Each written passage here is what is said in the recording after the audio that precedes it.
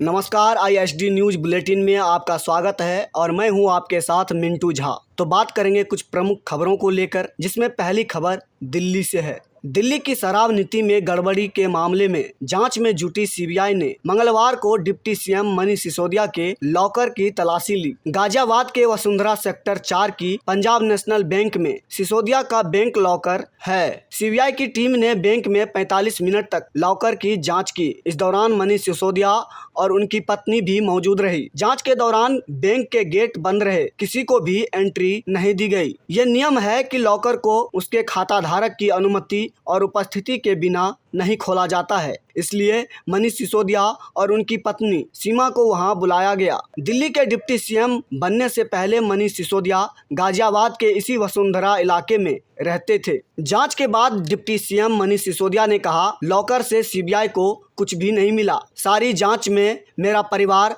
पाक साफ है। ये सच्चाई की जीत है। पीएम ने मेरे लॉकर की जांच कराई। मुझे 2-3 महीने से जेल भेजने की साजिश हो रही है। इससे पहले सोमवार रात मनीष सिसोदिया ने ट्वीट कर कहा, सीबीआई हमारा बैंक लॉकर देखने आ रही है। 19 अगस्त को मेरे घर पर 14 घंटे की रेड में कुछ नहीं मिला था। लॉकर में भी कुछ नहीं मिलेगा। सीबीआई का स्वागत है। जांच में मेरा और मेरे परिवार का पूरा सहयोग रहेगा। सिसोदिया इससे पहले भी कह चुके हैं कि एक झूठे मामले में उन्हें आरोपी बनाया गया है ताकि अरविंद केजरीवाल को आगे बढ़ने से रोका जा सके। सिसोदिया का कहना है कि अरविंद केजरीवाल 2024 के लोकसभा चुनाव से पहले प्रधानमंत्री नरेंद्र मोदी के विकल्प के तौर पर उभरे हैं। दिल्ली के डिप्टी सीएम मनीष सिसोदिया उन 15 लोगों में शामिल है जिन्हें दिल्ली आबकारी नीति के क्रियान्वयन में हुई अनियमितताओं के आरोप में सीबीआई ने एफआईआर में शामिल किया है। 19 अगस्त को सीबीआई ने इस सिलसिले में सिसोदिया के आवास समेत 31 स्थानों पर छापेमारी और तलाशी अभियान भी चलाया था। दिल्ली की नई आबकारी नीति में गड़बड़ी का आरोप है। यह भी आरोप है कि इस नीति के जरिए शराब लाइसेंस धारियों को गलत तरीके से लाभ पहुंचाया गया। लाइसेंस देने में अनदेखी हुई है। टेंडर के बाद शराब ठेकेदारों के 144 करोड़ रुपए माफ करने का आरोप है। रिश्वत के बदले कारोबारियों को लाभ पहुंचाने और कोरोना के बहाने लाइसेंस फीस माफ करने जैसे सभी आरोप हैं। इसी सिलसिले में सीबीआई दिल्ली ने पिछले दिनों एक एफआईआर की है, जिस पर जांच जारी है। भ्रष्टाचार के आरोपों को लेकर दिल्ली में आम आदमी पार्टी और भाजपा एक दूसरे पर निशाना साध रहे हैं। इस बीच आप और भाजपा विधायकों का सोमवार रात से दिल्ली विधानसभा परिसर में रात भर से धरना प्रदर्शन जारी है। आप विधायकों ने उपराज्यपाल विनय कुमार सक्सेना के इस्तीफे की मांग को लेकर दिल्ली विधानसभा के भीतर धरना दिया। आप विधायक दुर्गेश पाठक ने विधानसभा के भीतर उपराज्यपाल विनय कुमार सक्सेना पर गंभीर आरोप लगाए। उन्होंने कहा, LG 2016 में खादी और ग्रामोद्योग विभाग के चेयरमैन थे। उस वक्त उन्होंने 1400 करोड़ रुपए का घोटाला किया। वहीं भाजपा विधायकों ने भ्रष्टाचार को लेकर मंत्री मनीष सिसोदिया और सत्येंद्र जैन को बर्खास्त करने की मांग की। अगली खबर गुजरात से है। गुजरात के सूरत में कुछ महीने पहले युवक द्वारा की गई आत्महत्या मामले में चौंकाने वाला खुलासा हुआ है। मृतक रोहित सिंह की मां ने आरोप लगाया है कि उनके बेटे को आत्महत्या के लिए उकसाया गया। उसे जबरन गौमांस खिलाया गया था। इससे आहत होकर रोहित सिंह ने आत्महत्या कर ली। पुलिस के मुताबिक रोहित की मां वीना देवी की शिकायत पर मामला दर्ज कर लिया और नए सिरे से जांच शुरू कर दी गई। जानकारी के मुताबिक रोहित सिंह और सोनम अली एक मिल में साथ में काम करते थे। इसी दौरान दोनों के बीच नजदीकियां बढ़ी और प्यार हो गया। रोहित ने जब यह बात परिवार वालों को बताई तो वह इस शादी के खिलाफ थे। घर वालों की नाराजगी के बाद रोहित ने सोनम अली से शादी कर ली और अलग रहने लगा। इसके बाद रोहित के परिजनों से नाता तोड़ दिया और किसी भी प्रकार का संपर्क रखना भी बंद कर दिया। पत्नी सोनम अली और भाई मुख्तार अली द्वारा जबरन गौमांस खिलाए जाने और जान से मारने की धमकी देने के बाद रोहित सिंह ने 27 जून को आत्महत्या कर ली थी। उसका शव दुपट्टे से पंखे से लटका पाया गया था। इसके बाद सोनम और उसके परिवार वालों ने रोहित सिंह का अंतिम संस्कार कर दिया और इसकी जानकारी भी मृतक के परिवार को नहीं दी। आत्महत्या करने से पहले रोहित सिंह ने फेसबुक पर एक पोस्ट किया था। उसने लिखा था कि उसकी पत्नी और उसके भाई ने गौमांस ना खाने पर जान से मारने की धमकी दी थी और उसे यह कदम उठाने के लिए मजबूर किया। महीनों बाद रोहित के भाई को उसके दोस्तों के जरिए फेसबुक पोस्ट के बारे में पता चला। इसके बाद रोहित सिंह की मां ने पुलिस में शिकायत दर्ज कराई। रोहित की मां वीना देवी का कहना है कि उन्हें इस बात की जानकारी नहीं है कि रोहित और सोनम ने शादी कर ली, हालांकि वह दोनों साथ में काम करते थे। अब सवाल यह उठता है कि जिस तरह से कट्टरपंथी सोच ने एक हिंदू युवक रोहित सिंह का धर्म भ्रष्ट करने की कोशिश की, उसके खिलाफ गुजरात पुलिस क्या एक्शन लेती है। वहीं अगली खबर विदेश से है। इराक के प्रभावशाली शिया धर्मगुरु मुक्तदा अल सदर ने सोमवार को राजनीति से हटने की घोषणा की, जिसके बाद देश में जमकर बवाल हो रहा है। यहाँ शिया धर्मगुरु के सैकड़ों समर्थक राष्ट्रपति भवन पहुंच गए और विरोध कर रहे हैं। इस दौरान अल सदर के समर्थकों और सुरक्षा बलों के बीच हिंसक झड़प हुई, जिसमें कम से कम 30 लोगों की जान चली गई है, जबकि 700 से ज्यादा लोग घायल हुए हैं। इराक में बवाल होने के बाद अब कई बड़े देश एक्टिव हो गए हैं। ऐसा इसलिए है क्योंकि इराक संकट का असर तेल सप्लाई पर पड़ सकता है। रूस यूक्रेन युद्ध की वजह से भारत समेत कई देशों का अधिकांश तेल इराक से आता है। तेल सप्लाई पर असर न हो, इसलिए इराक के इस संकट को सुलझाने में कुछ बड़े देश लग गए हैं। कुवैत ने अपने नागरिकों से इराक छोड़ने को कहा, साथ ही नागरिकों को इराक की यात्रा टालने की हिदायत दी। इसके अलावा ईरान ने भी इराक के लिए सभी उड़ानें रद्द कर दी। डॉक्टरों ने कहा कि शिया धर्मगुरु की घोषणा के बाद विरोध प्रदर्शनों के दौरान दंगारोधी पुलिस द्वारा की गई गोलीबारी, आंसू गैस के गोले छोड़ने से दर्जनों लोग घायल हो गए। यहाँ प्रदर्शनकारी इराकी पार्लियामेंट में घुस गए हैं, जहां उन्होंने जमकर तोड़फोड़ की। प्रदर्शनकारी दीवारों पर चढ़कर नारे लगाते रहे। इसके अलावा पार्लियामेंट में बनी सीमेंट की दीवारों को भी गिरा दिया गया।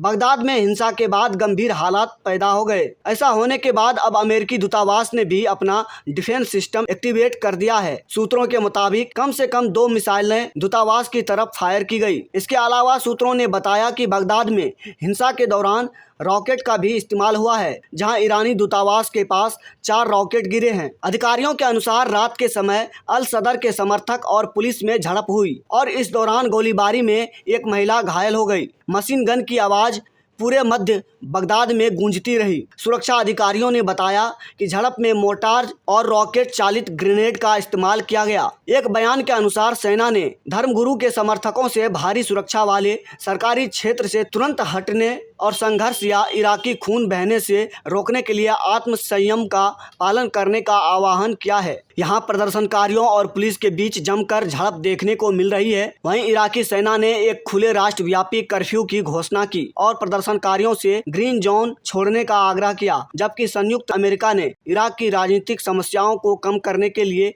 बातचीत का आह्वान किया है। व्हाइट हाउस राष्ट्रीय सुरक्षा परिषद के प्रवक्ता जॉन किर्बी ने कहा कि वाशिंगटन ने बगदाद के ग्रीन जोन में अपने दूतावास से कर्मचारियों को निकालने की बात कही। यह पहली बार नहीं है जब अल सदर ने संन्यास की घोषणा की, वह इससे पहले भी ऐसी घोषणा कर चुके हैं। कई लोगों ने अल सदर के इस कदम को वर्तमान गतिरोध के बीच प्रतिद्वंदियों के खिलाफ बढ़त हासिल करने का एक और प्रयास करार दिया है।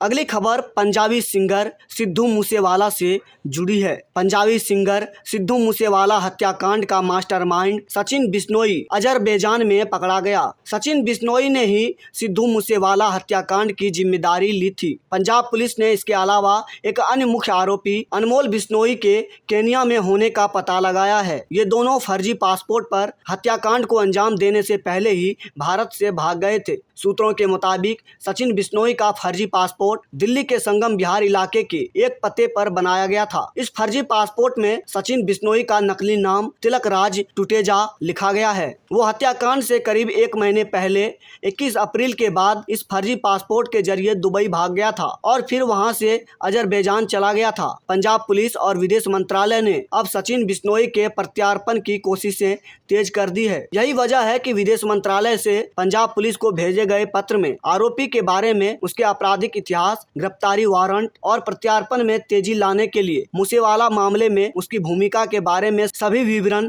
मांगे गए हैं। इस मामले पर पंजाब के डीजीपी ने बताया कि सिद्धू मूसेवाला केस में एक आरोपी केंद्र सरकार की मदद से अजरबैजान में पकड़ा गया है और उसको भारत लाने के लिए कानूनी प्रक्रिया चल रही है। अधिकारियों ने कहा कि गैंगस्टर लॉरेंस बिश्नोई के भाई अनमोल को गिरफ्तार करने का प्रयास किया जा रहा है, जिसे इस मामले में मास्टरमाइंड बताया जा रहा है। उन्होंने कहा कि AIG डीआईजी गुरमीत चौहान और डीएसपी विक्रमजीत बड़ार के साथ एडीजीपी प्रमोद बान के नेतृत्व में एंटी गैंगस्टर टास्क फोर्स ने अनमोल का पता लगाया था। एजीटीएफ और मनसा पुलिस भी सचिन के प्रत्यार्पण के लिए दस्तावेज तैयार कर रही है। सचिन और अमन बिश्नोई उन 4 विदेशी गैंगस्टरों में शामिल है जो कथित तौर पर सनसनीखेज हत्या में शामिल थे। अन्य 2 गोल्डी बराड़ और लिपिन नेहरा का नाम है। गोल्डी बराड़ ने सबसे पहले अपराध की जिम्मेदारी ली थी। इसके अलावा सचिन ने बाद के एक पोस्ट में और मीडिया को दिए इंटरव्यू में इसके बारे में विस्तार से बात की थी। पुलिस अधिकारियों ने कहा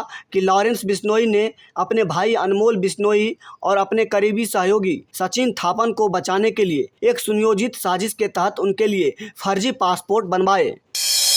अगली खबर जम्मू कश्मीर से है। जम्मू कश्मीर के किश्तवाड़ जिले में बड़ा सड़क हादसा हो गया है, जहां छात्रू इलाका के बोंडा गांव के पास टाटा सुमो गाड़ी गहरी खाई में गिर गई। इसमें 12 लोग सवार थे, जिसमें से 7 लोगों की मौत हो गई है। यह इलाका अस्पताल से दूर है, जिसकी वजह से घायलों को अस्पताल पहुंचाने में काफ़ी मशक्कत करनी पड़ रही है। बताया जा रहा है कि गाड़ी के ड्राइवर के कथित रूप से नियंत्रण खोने की वजह से यह हादसा हुआ है। शुरुआती जांच में दुर्घटना में मरने वालों की संख्या 7 बताई गई, जबकि आधिकारिक पुष्टि का अभी इंतजार है। मौके पर इस समय बड़े पैमाने पर रेस्क्यू ऑपरेशन जारी है। पीड़ितों को बचाने के लिए सेना और स्थानीय लोग मिलकर काम कर रहे हैं। अगली खबर काली फिल्म को लेकर है। दरअसल दिल्ली के एक अदालत ने फिल्म निर्माता लीना मनीमेकलाई को उनकी आगामी फिल्म काली के पोस्टरों और वीडियो में कथित रूप से हिंदू देवी देवताओं को गलत ढंग से दर्शाने के लिए निषेधाज्ञा की मांग करने वाली याचिका पर नया समन जारी किया है। अदालत ने इससे पहले 6 अगस्त को फिल्म निर्माता को यह कहते हुए तलब किया था कि कोई भी आदेश पारित करने से पहले उसे सुना जाना चाहिए। हालांकि न्यायाधीश के छुट्टी पर होने के कारण मामले को स्थगित कर दिया गया था। यह देखते हुए कि प्रतिवादी मनीमेकलाई और company touring talkies media works private limited पेश नहीं हुए, अतिरिक्त वरिष्ठ सिविल न्यायाधीश अभिषेक कुमार ने ईमेल और व्हाट्सएप सहित सभी तरीकों से नए समन जारी करने का निर्देश दिया। अदालत ने 29 अगस्त के आदेश में कहा कि आरोपियों को ईमेल के साथ साथ व्हाट्सएप सहित सभी तरीकों से समन जारी किया जाए। अदालत ने मामले को प्रतिवादियों को समन तामील करने और याचिका पर बहस के लिए 1 नवंबर की तारीख तय की है। एडवोकेट राज गौरव द्वारा दायर याचिका में फिल्म निर्माता के खिलाफ एक अस्थायी और अनिवार्य निषेधाज्ञा की मांग की गई, जिसमें आरोप लगाया गया कि फिल्म काली के पोस्टर और प्रचार वीडियो में हिंदू देवी देवताओं को बहुत ही अनुचित तरीके से चित्रित किया है। आज के बुलेटिन में फिलहाल इतना ही। तो मिलते हैं कल रात 9 बजे फिर नए बुलेटिन के साथ। तब तक के लिए हमें दीजिए अनुमति। धन्यवाद।